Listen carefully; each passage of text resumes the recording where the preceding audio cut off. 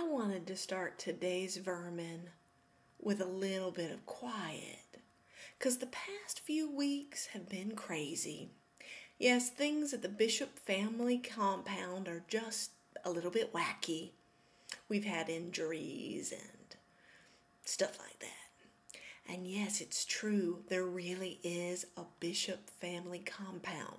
I'm hoping that someday it's going to be surrounded by IRS agents and they're going to say, come out with your hands up. And then I can come out with my hands up and, spread the good and the not so good words to them and, convert them and bring them into the fold and have them help me save the whole wide world and little old you. Well, that's kind of the fantasy anyways. There really is sort of a Bishop family compound, if by compound you mean yards of interconnected houses being connected and junk piles of scrap metal and crap like that may someday be useful for something. Anyways, things have been a little busy, a little hectic. So I started with some silence, though my face wasn't silent. I think that's one of the things we notice when we turn down the volume of our voice. We can notice just how expressive our faces really are. There's so much we tell one another with our bodies. It's really quite phenomenal, really. Fascinating.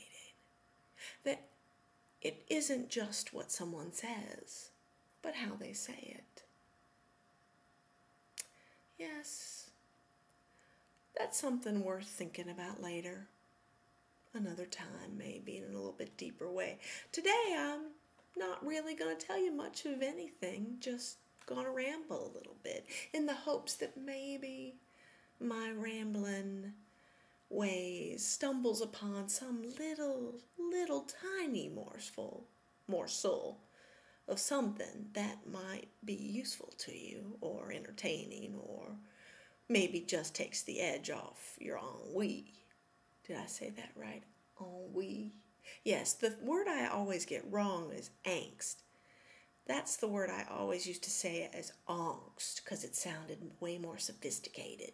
You see, there is a whole bunch of words I know the meaning of, but I don't actually know how to pronounce because I've never heard them. That happens when you grow up poor and smart.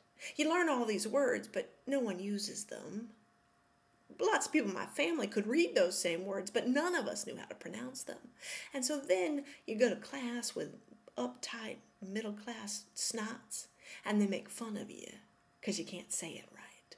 So you learn not to say those words, and you listen real closely, hoping that maybe someone will drop one of your favorite ones, one of the ones you've been longing to use, but afraid to say because you might just butcher the pronunciation.